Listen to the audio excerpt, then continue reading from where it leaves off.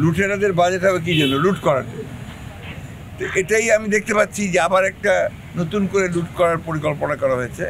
অর্থাৎ এই যে আপনাদের সেই তথাকথিত বাজেট যেটা দেওয়া হয়েছে আর কি, এই বাজেটে আপনার আয়ের চেয়ে ব্যয় অনেক বেশি, এবং আপনার যে সমস্ত জায়গাগুলোতে আপনার আয়ের অংশ দেখানো হচ্ছে তাতে করে সাধারণ মানুষের উপরে এই সমস্ত বোঝাটা গিয়ে পড়ে যাচ্ছে, এবং এই ব্যয়টা মেটানোর জন্য তারা যেটা করবে সেটাও সাধারণ মানুষের উপর গিয়েই পড়বে, অর্থাৎ আপনার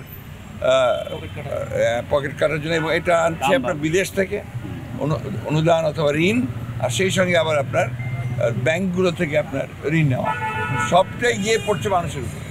এবং মানুষ তো এই বোঝা টানতে টানতে এখন মানে আর পারছে না। আর একদিকে আপনার যেমন ইনফ্লেশন চরমভাবে উপরে উঠে গেছে, এবং বিশেষ করে খাদ্যদ্রব্যের উপরে যে আপনার দ্রব্যমূল্য যে বৃদ্ধি পেয়েছে, এটা তাদের জন্য একদম সহনীয় পর্যায়ে নাই এখন। আর আপনার কয়েকদিন আগেই বাড়লো আপনার পেট্রোল, ডিজেল, এসব জিনিসের দাম বেড়ে গেল, বিদ্যুৎ এখন আবার আপনার বাড়বে, বাজেটের সঙ্গে সঙ্গে সেগুলো আবার বাড়বে।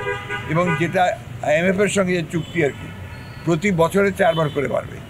তো আমরা এই পয়সাটা কী জন্য দিচ্ছি? বিদ্যুৎ খাতে যে চুরি হয়েছে, এনার্জি খাতে যে চুরি হয়েছে, সেটা সবাই জানে। এই কুইক ইন্টারনেট পাওয়ার প্ল্যান্ট থেকে শুরু করে আপনার আদানির কাছ থেকে, ভারত থেকে আপনার বিদ্যুৎ আনার থেকে শুরু করে সবগুলোই তো আপনার সম্পূর্ণ তাদের পকেট বাড়ি করেছে। হয় রূপপুর আপনার প্ল্যান্ট, কোথায় রূপপুর প্ল্যান্ট? এখন তো রূপপুর প্ল্যান্ট কোনো হচ্ছে না, একটু যাচ্ছে না। কোথায় গেল আপনার সেই পায়রা বন্দর, সেই বন্দরের কাজগুলো কোথায় গেল? আর কি আপনার ফ্লাইওভার্স, এলিভেটেড এক্সপ্রেসওয়ে, খুব ভালো কথা, বাট ইন হোয়াট ওয়ে আপনি সাধারণ মানুষের সমস্যাগুলো সমাধান করছেন? মানুষ তো আর পারছে না, যখন এখন তো বহু মানুষ কিন্তু শহর ছেড়ে গ্রামে চলে যাচ্ছে, কারণ এখানে ঢাকা শহরে আর তারা টিকতে পারছে না। নগদে 500 টাকা বা তার বেশি পেমেন্টে পেতে পারেন ঢাকায় জমিসহ 20 কোটি টাকার পুরস্কার। গ্রামে গিয়েও তারা বিপদে পড়ছে, কোনো এমপ্লয়মেন্ট নেই। এখন এই বাজেটের মধ্যে সবচেয়ে বড় আপনার সমস্যা যেটা, সেটা হচ্ছে যে এখানে এমপ্লয়মেন্ট জেনারেট করা, ক্রিয়েট করার মধ্যে কিছু নাই, নতুন করে মানুষের কর্মসংস্থানের ব্যবস্থা নেই। পুরো বাজেটটাই যেমন মেগা প্রজেক্টের এবং মেগা চুরি, মেগা দুর্নীতির জন্য করা হয়েছে। সুতরাং এই বাজেটকে শুধুমাত্র তথাকথিত ভাষায় গণবিরোধী বলবো না, এটা আসলে বাংলাদেশ বিরোধী বাজেট হয়েছে। তো এগুলো হচ্ছে আপনার সম্পূর্ণ যেটা বললাম আপনাকে, যেখানে যারা পে করে, যারা ন্যায় পথে চলে, তাদের উপরে সমস্ত চাপটা পড়ে যাচ্ছে। যারা অন্যায় করে তাদের উপরে এখানে কোনো কিছু হয় না।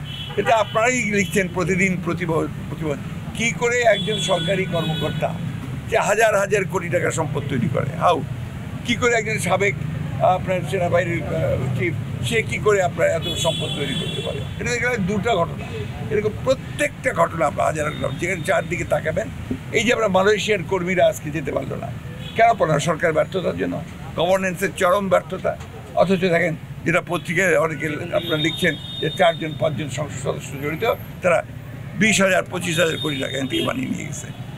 কোথায় যাবে মানুষ? মানুষের তো দাঁড়াবার জায়গা নেই। যে কারণে আমরা যেটা বলছি, সবসময় বলে আসছি, একটা লুটের হাতের দেশ হয়েছে। জনগণের সরকার না থাকলে, কোনো যদি আপনার জবাবদিহিতা না থাকে, কোনো যদি আপনার অ্যাকাউন্টেবল না থাকে, আজকে সেই অবস্থায় তৈরি হচ্ছে। একটা পার্লামেন্ট বলা যায় না, বাজেট পার্লামেন্টে কার? তাদের পার্লামেন্ট। এখানে তারাই সরকারি দল, তারাই বেসরকারি দল, তারাই ইন্ডিপেন্ডেন্ট, আপনার দামি নির্বাচন হয়েছে। এইখানে আপনি যেমন আরেকজন সংসদ সদস্য দেখলাম আপনারা যে একদম আলোচনা শুরু করেছিলেন বেনজিরের উপরে, তারপর তাদেরকে থামিয়ে দেওয়া হয়েছে, যেটা এখানে পয়েন্ট বলে আলোচনা করা যাবে না। তার মানে এখানে যেগুলো বার্নিং ইস্যুস, যেগুলো আপনার জনগণকে, সেখানে ওখানে কোনো কিছু আলোচনা হয় না। এখানে শুধু স্তুতি আর স্তুতি।